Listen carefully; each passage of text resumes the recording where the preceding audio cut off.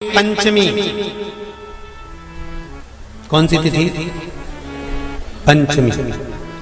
चाहे वो शुक्ल पक्ष की हो चाहे वो कृष्ण पक्ष की।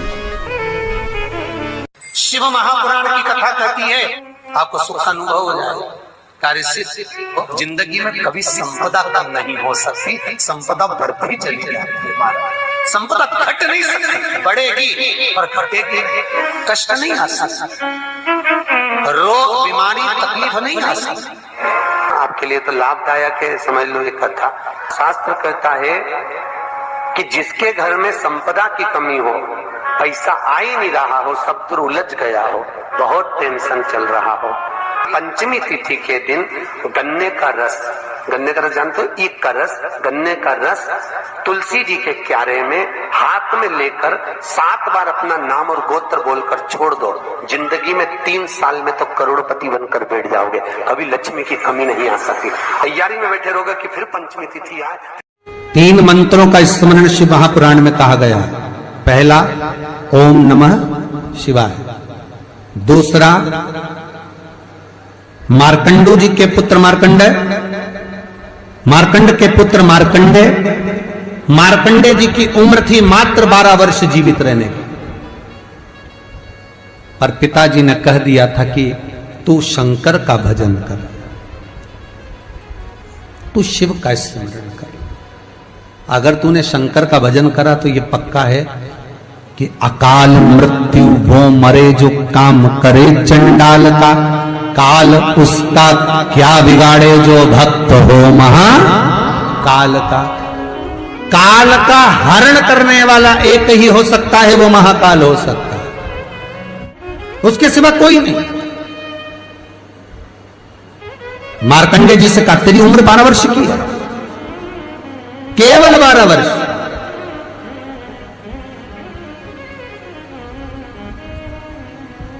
पूछा पिता जी से चरण पकड़कर मार्कंडेय जी पूछते हैं मैं 12 वर्ष बाद मर जाऊंगा? हाँ, प्राण छूट जाएंगे। हाँ, कथा सुनी थी पिताजी के मुख से कि यमराज आता है, पाड़े पर बैठकर गदा लेकर आता है, बड़ी बड़ी मूंछें हैं, काला स्वरूप है, मुकुट सोने का पहनता है, हीरे का, उसमें एक रतन लगा होता है, गले में भी स्वर्ण, उसमें हीरे जड़े होते हैं, काला विग्रह होता है यमराज का, और वो अपने दूतों के साथ आकर पास डालकर बांध कर ले जाता है। तो उस मार्कंडेय को वो चरित्र याद। आज अंतिम दिन 12 वर्ष की वो घड़ी, वो पल, वो क्षण आ गया जब मार्कंडेय जी के प्राण छूटना है। समय आ गया।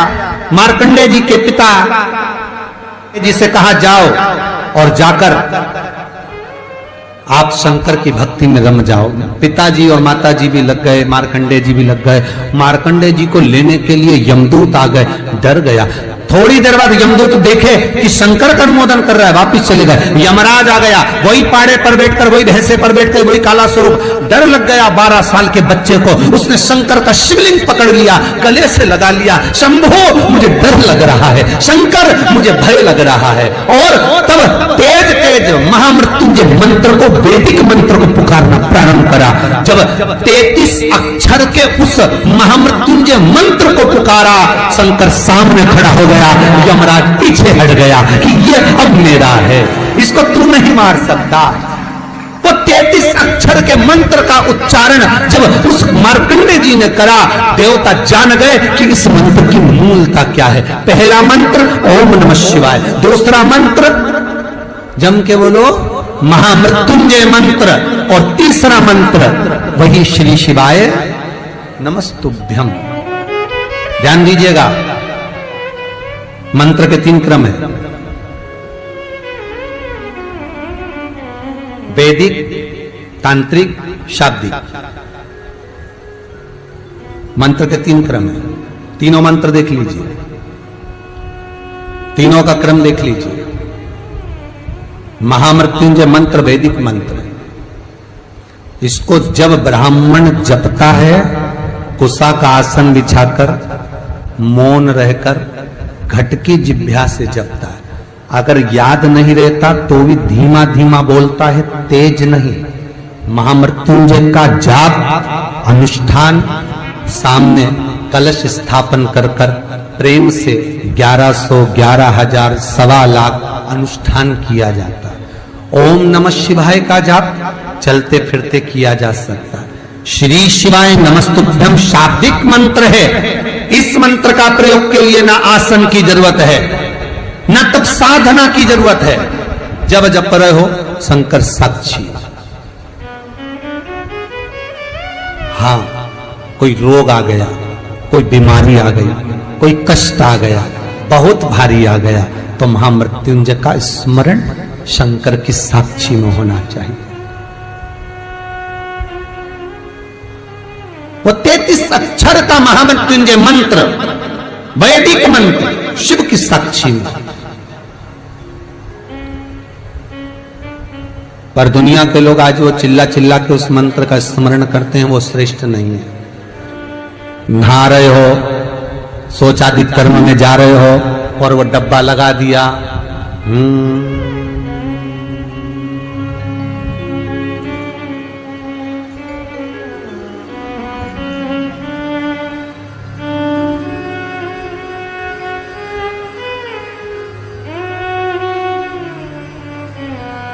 अब मंत्र चल रहा है, आप मन से बोलिए, बोलना आवाज नहीं आना चाहिए। आज भी स्कंद पुराण कहती है कि भगवान शंकर ने अन्नपूर्णा के दरवाजे पर पहुंचकर जब काशी में भिक्षा मांगी थी तो अन्नपूर्णा ने कहा था, ए शंकर, मैं उस गरीब से गरीब व्यक्ति का भी भंडार भर के रखूंगी, बस एक गलती नहीं होना चाहिए कि जहां भोजन बने उस स्थान पर बैठकर, उस स्थान पर खड़े होकर भोजन बनाते समय उस भंडार गृह में झूठा नहीं होना चाहिए। तो मैं भर दूंगी भंडार।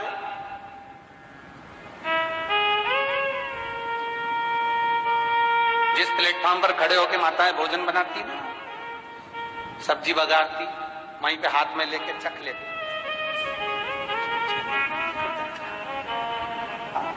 मई हरियो जगदम्बा, विचार तो करो। भले तुम भगवान को भोग नहीं लगा रही पर पति तो परमेश्वर है। भले तुम भगवान को भोग नहीं लगा रही पर पति तो परमेश्वर है। पति के लिए कहा परमेश्वर, मतलब भले भगवान की तुमने सेवा नहीं करी, भले अर्चना नहीं करी, भले पूजन नहीं करी, पर पति तो परमेश्वर है। सब में तो वही समाया। घर में जो सास रहती है वो भी तो मां है, जो पिता रहता है वो भी तो बद्रीनारायण है।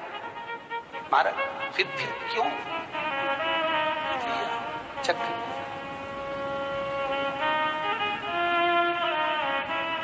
तुम चक चक कर भी बनाना तो भी तुम्हारे घर में स्वाद नहीं रहेगा। और जिस मंदिर में, आश्रम में, भंडारे में जब तक भगवान का भोग नहीं लगता तब तक चखा नहीं जाता, चाहे नमक डला ना डला, मिर्ची डली ना डली, शक्कर डली ना डली, भंडारे के भोजन में जो मिला दिया, आखिरी में फिर भगवान ने अगर पा लिया तब चखा गया कि अब भोजन में स्वाद है कि नहीं है। तो कभी अन्नकूट की जो सामग्री बनती है, सब्जी बनती है, राम भाजी बनती है, राम भाजा बनता है, मिक्स वेज सब्जी बनती है, भगवान के भंडारे की कद्दू की सब्जी बनती है, उसमें आप भले मिर्ची ना डली, नमक ना डला, फिर भी घर में एक पूरी खाते होगे, वहां 4 निपटा क्या होगा? क्यों? क्योंकि वहां अन्नपूर्णा स्वयं देने के लिए तैयार खड़ी है। और हमारे घर में तुम चक चक के बना रही, बेटे को दूध भी दे रही तो बोतल में से 2 बूंद टपका के पहले चक ले रही। बाहर चले जाओ, बाहर चख सकते हो, बाहर जाकर पाओ, फिर बच्चे के लिए दूध में शक्कर मिला लो। चाय बनाते हुए गैस के ऊपर चाय रखी है, मई उकल रही, मई से चाय की छन्नी से लेके फिर चख ली। कैसे आए रे अन्नपूर्णा, ये तो बताओ। लोग कहते हैं हमारे घर में सारा सुख है गुरुजी, पर शांति नहीं है। हमने शांति ना जाने चली गई क्योंकि किचन में किच किच भरा गई। शांति कहां से होगी?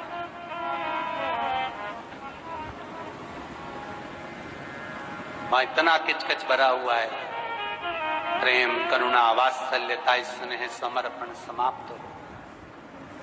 आपको यह वीडियो कैसा लगा? अगर यह वीडियो पसंद आया होगा तो लाइक करिएगा, शेयर करिएगा। मेरे चैनल में नए होंगे तो मेरे चैनल को सब्सक्राइब करिएगा। ओम नमः शिवाय।